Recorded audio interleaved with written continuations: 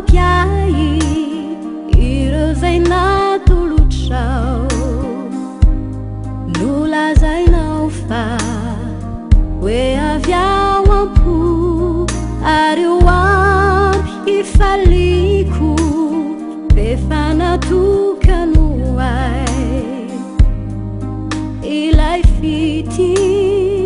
zay nandrasako tsy misy laikio raha ny ankoatranao fa ny masaka an-tsaiko dia ianao fa tiako loatry anao tsy fokio toko nao mafy nao mory niarantsika roa fa tiako loatry anao tsy fokio toko tsy aresy latra zay milaza fa ianao tsy hoay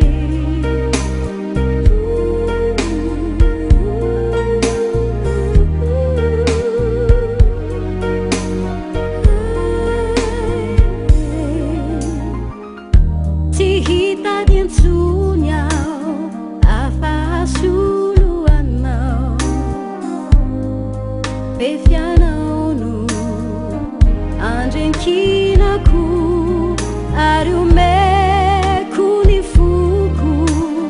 tsy andry tambiny ao fahafokio eniny amiko tsy misy laikio raha ny ankoatranao fa ny masaka an-tsaiko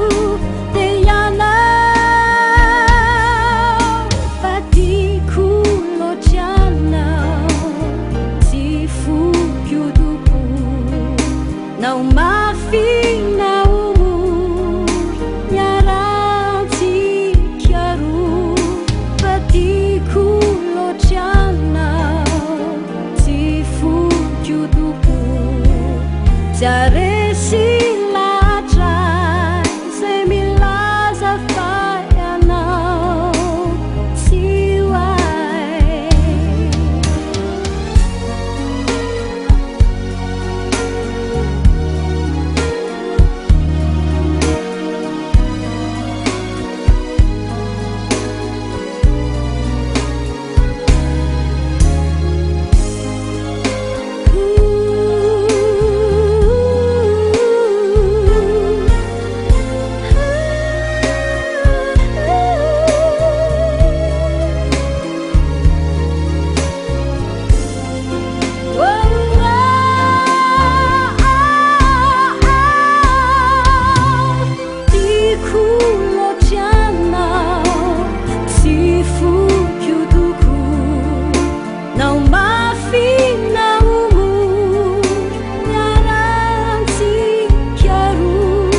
but